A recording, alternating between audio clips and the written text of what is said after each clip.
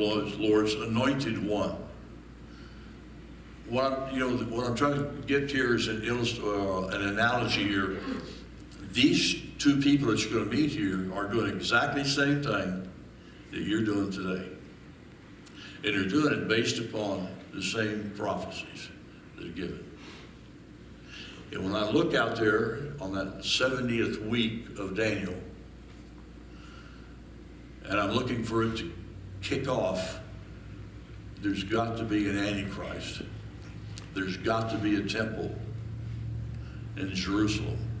I know, a lot of you have been instructed, you don't need any signs. You need to read the scriptures. There's got to be a temple for the Antichrist to rule in. It may not be finished, it may not be a lot of things, but it's got to be there, and you've got a man who's coming in peace. And Irenaeus and Polycarp and the Apostle John said the man is a Jew. The Antichrist is a Jew. Now that's real hard for us to conceive of, but it does make sense when you start to look at it. But here's Simeon. It says in verse 28, then he took him up in his arms and blessed God and said, Lord, now lettest thou thy servant depart in peace, according to thy word, for mine eyes have seen thy salvation. I'm really wondering if he didn't go home that night and go to sleep and was gone. And Joseph, verse 33, and his mother marveled at those things which were spoken of him. And Simon blessed them and said unto Mary his mother, Behold, this child is set for the fall and rising again of many in Israel, and for a sign which shall be spoken against. Yea, a sword shall pierce through thy own soul also, that the thoughts of many hearts may be revealed. And there was one Anna, a prophetess, that drives some Baptist nuts here. But you got a woman who's a prophetess. She's the daughter of Phanuel of the tribe of Asher. She was of a great age. Why would they put the tribe in here? Well, one is, it's one of the 10 lost tribes. Can't be too lost because they know who she is. You know, one of the other things that shows up in Jewish writings? He says the women of the tribe of Asher were almost all beautiful women. But she's 84 years old. Her husband's died when she was very young. They had just been married. And she's lived the entire time since his death in the temple. That's a long time. But she knew what she was waiting for. At 37, she was a widow of about 84 years, which departed not from the temple, but served God with fastings and prayers night and day. And she, coming in that instant, gave thanks likewise unto the Lord, and spoke of him to all them that looked for redemption, in Jerusalem. What are they doing? Are you looking for redemption? Well, actually, I'm looking for resurrection. I'm already redeemed, but I'm looking for the resurrection. And when they had performed all things according to the law of the Lord, they returned into Galilee to their own city, Nazareth. And the child grew and waxed strong in spirit and filled with wisdom, and the grace of God was upon him. And we have no clue what takes place in there for about 12 years. And there's a lot that's out there you don't have to buy. You know what my point is? Can you understand? It ought to be exciting. I mean, I can sit here and say, here's Simeon or Simon. Here's Anna. They've waited and waited and waited. They come along, they see Christ, they die. And I think they died pretty quickly after they saw him. They were pushing their limit. And then the church age starts after Christ, death. But literally, you can compute the day of his death from Daniel's prophecy. You can put it together. It's been done. Now, you got some calendar changes, you got some other things that go along with this, and I want to tell you, it's really tough to do this. But it can be done. And each year is how long? Each prophetic year is how many days? 360. 360. Y'all don't forget that. It's 360. Does that mess things up when you try and match it to a regular civil calendar? Yes, it does. However, God really doesn't care about our civil calendar. He's got the prophetic calendar that's out there. And he's laid it out. Now you come down to the 70th week, which is 7 years long. And if you look repeatedly in Revelation, or in Daniel, or in Jeremiah, or in Matthew, and a couple of other spots that are spotted out here, you find that a year is what? 360 days. He's going to be 3.5 years, so it's 1,260, except in one place, and that's Daniel chapter 12. Daniel chapter 12. When all of a sudden, let's turn there. Daniel chapter 12. I know we've read through it. I don't know if you want me to stop, holler. Daniel 12, verse 1. I'll tell you what, this is a point when you come to it and you fully understand it. This is the thing that just really kind of grabs you, because all of a sudden you begin to see where we've been wrong on so many points. At that time shall Michael stand up. Now it says Michael stands up. I just stood up off the stool. Actually, the word that's translated here is stand up can also be he stands aside. In other words, he's been blocking, and he stands aside. It makes really good sense. The word's the same in Hebrew. It can be used either way. It's the context that takes the difference here. We have a lot of words like that. So let's just say he stands aside. The great prince which stands for the children of thy people. And there shall be a time of trouble, such as never was since there was a nation, even to that same time. And at that time thy people shall be delivered, every one that shall be found written in the book. Jewish people going to be delivered. And many of them that sleep in the dust of the earth shall awake, some to everlasting life, and some to shame and everlasting contempt. And they that be wise shall shine as the brightness of the firmament, and they that turn many to righteousness as the stars forever and ever. But thou, O Daniel, shut up the words, seal the book, even to the time of the end. Many shall run to and fro, and knowledge shall be increased. Does that fit today? Do we run to and fro? Or did we used to run to and fro? And knowledge is increased. I was listening today to a little bit of the work that they've done on a vaccine it looks like they're going to have out. And they were able this time to do things in 3 weeks. It took 21 years the first time they did it. I mean, they've knowledge has just gone so fast. But some of it's in the wrong direction. So much of it. And then Daniel looked, and behold, there stood another two, the one on this side of the bank of the river, and the other on that side of the bank of the river. These are two angels. And the one said to the man clothed in linen, which was upon the waters of the river, how long shall it be to the end of these wonders? And I heard the man clothed in linen, which was upon the waters of the river, this is the Tigris Euphrates. And when he held up his right hand and his left hand unto heaven, and swore by him that liveth forever, that it shall be for a time, times and a half. That happens to be 3.5 years, and 3.5 years and a half. And when he shall have accomplished to scatter the power of the holy people, all these things shall be finished. And I heard, but I understood not. Then said I, O my Lord, what shall be the end of these things? And he said, Go thy way, Daniel, for the words are closed up and sealed till the end time of the end. Many shall be purified and made white and tried, but the wicked shall do wickedly. And none of the wicked shall understand, but the wise shall understand. And from the time that the daily sacrifice shall be taken away, and the abomination that maketh desolate set up, there shall be 1,290 days. All of a sudden, he just pitched in an extra 30 days. He doesn't explain it. He doesn't anything. He just adds 30 days. And he gives you the way to tell it. It says, from the time that the sacrifice is taken away, and the abomination that makes desolate is set up. Where's that repeated at?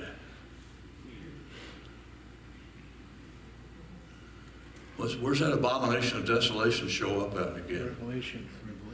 Pardon? Revelation. Is that the only place? Matthew 24. Yeah, who says it? And when you see the abomination set up in Jerusalem, do what? Beat it out. It's time to go, buddy. And you better be moving fast, and you better not take anything along with you, and you better hope it's not in the wintertime. And if you're a woman, it says you pray that you don't have any kids. You don't want anything to slow you down. Verse 12, blessed is he that waits and comes to the 1,305 and 30 days. Now he's just jumped in another group. Actually, total, he's added 75 days to this. But go thy way till the end be, for thou shalt rest and stand in thy lot in the end of the days. Now again, what do we know about the 75 days? So I'm trying to see if you're listening or not. What do we know about the 75 days? The length of Hanukkah. Pardon? Between the Feast of Tabernacles and Hanukkah. It's exactly the number of days between Feast of Tabernacle. Oops, I'm sorry. Forgot about that. You're good right there. Okay. Feast of Tabernacle, that's Chanukah, or Hanukkah if you want to get there. And at the Feast of Tabernacles in Hanukkah. Where's Hanukkah at in the Bible? Pardon? Esther. It's called the Feast of Dedication.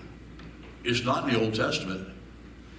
It's not a feast that's recognized. It's not a feast that's given, nothing in the Old Testament set up for it. Leviticus, there's 7 feasts in Leviticus, and all of a sudden, boom, we have this feast called the Feast of Dedication. It's set up, and Christ uses it, I think it's 3 times, to illustrate himself. Illustrate himself. So I'm going to say there's something to do with that 75 days that's been added here and where it fits, and especially since what it actually means historically is that from the feast, when the Jews retook the city between before Christ's birth, they retook the city from a bunch of Greeks, and they cleansed the temple. In the time it was dedicated was 75 days. And I look at it and say it's from the time that the 7-year period ends here, in the time that the temple is restored in Jerusalem, cleansed, and the earth has been cleansed with fire. I know sometimes when we say it's destroyed by fire, it's kind of like a flood. The flood did not destroy the earth, it did what? Reshaped it. I had picked up something today that I had never seen before, but it's a man writing back in the 1870s. He said in France and in Germany, different places in Europe, there are caves that they have that are piled with bones. Thousands upon thousands of bones. Mammoths and rhinos and elephants and dinosaurs and you name it, and they're just piled up in there. And the explanation that was given by one scientist, which ought to tell you a lot, was that animals used to drag these bones of these people, of these animals that died. Other animals would drag these bones in there one at a time and fill it up. And he said in one cave, they estimated there were 20,000 different animals in there. I want to tell you what, there was a lot of dragging. But they're all piled in there. He got to thinking, he was a young man, and he said when he first read this, he actually did some science, did the study on it, went back and said, what would occur, or what would happen, what would it take to make this happen? Well, guess what he came up with? A flood. And I'm trying to remember, his name is French, and I can't spell a thing. I'll see if I can't find it again, because he makes for really good reading. He's tough. He is tough. But what he comes up with is just utterly fantastic. So we got this 75 days, and I think that's what he's doing. He's going to cleanse the earth. That's your bowl judgments and so forth that are kind of tagged down there, and you wonder what's going on. We'll look at those, but I mean, it is tough. It's tough to understand. And I'm not going to spend much time here. How do we know? And remember, if you want to write the verses down, look at them, it's fine. But Numbers 14:34, the Israelites will wander out there for 40 years because they spent, what? 40 days, looking at the land to reject it. You can write these down and look them up for yourself. Ezekiel lying on his side, and you'll find it fits with the prophetic years. Daniel 9:24, which is actually what we're looking at. In Genesis 29:27, Jacob.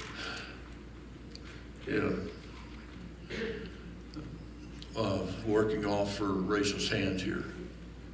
But they're all the same. So the end of all things, the Messiah is cut off after 434 years. That's real plain, 434 years from the time that the temple is allowed to be rebuilt. He'll die. After the Messiah is cut off, there's a destruction by the people of the prince.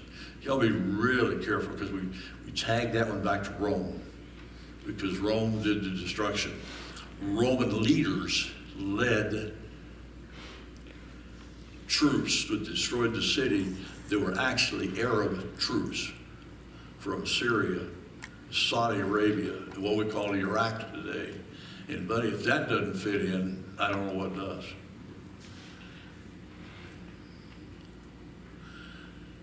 The desolations are determined till the end of the war. In 1 year, one period of 7 years is missing. That's the 70th week of Daniel, or time of Jacob's trouble. I try to make it as clear as I can, and I think there's so much detail that's not known. So much that I have seen as I've gone through and studied that nobody's ever told me before. When I looked and saw, here's the tomb of Mordecai and the tomb of Esther, I didn't know there was a tomb for those two. They're in Iran. Actually, their worship, there's a tomb for Daniel. Actually, a tomb of Daniel. What's that do for you? I have been to the tomb of Rachel in Bethlehem. Been to the tomb of Abraham and Isaac.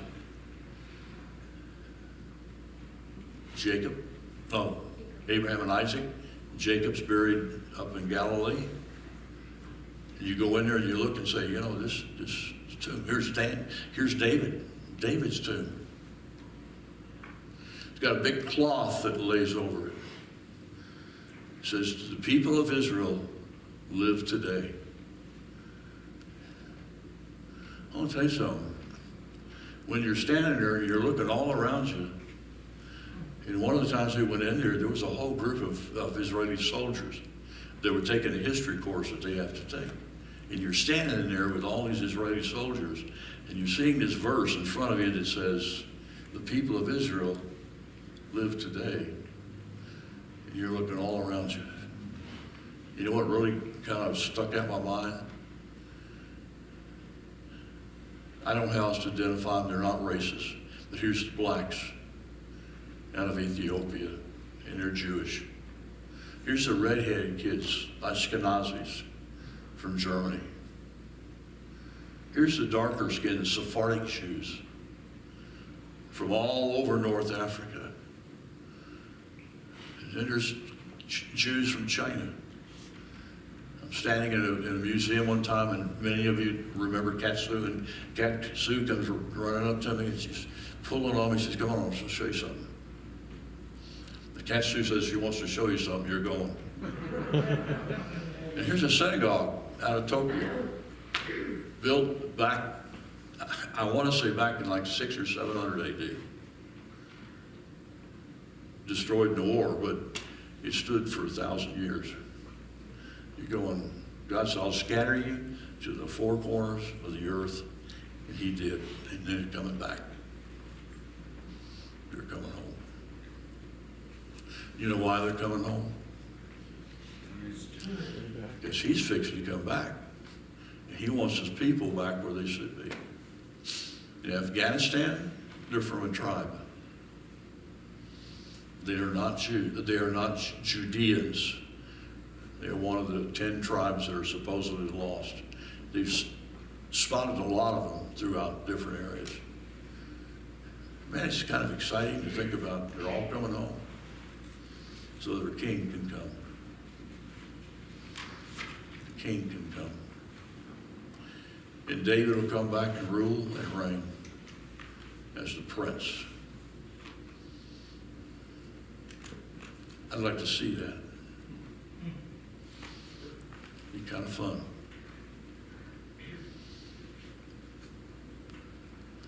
Won't have to worry about being alone. Won't have to worry about the hurts. Won't have to worry about any of the things that bother us so much. Won't have to worry about wars anymore. Won't have to worry about coronavirus. It'll all be gone and replaced with peace. And his name is Sar Shalom, Prince of Peace. One of his attributes. Father, help us to see the reality that's here, and Lord, to acknowledge it. And Lord, just to be excited and to reach out to other people and to tell the truth. And we are grateful, we are thankful, Father, for all that you've done. And we ask now that you would bless and direct us, Father, as we leave, and that we might be ever mindful that our task is to take this message out to the world around us. And we ask it in Jesus' name. Amen.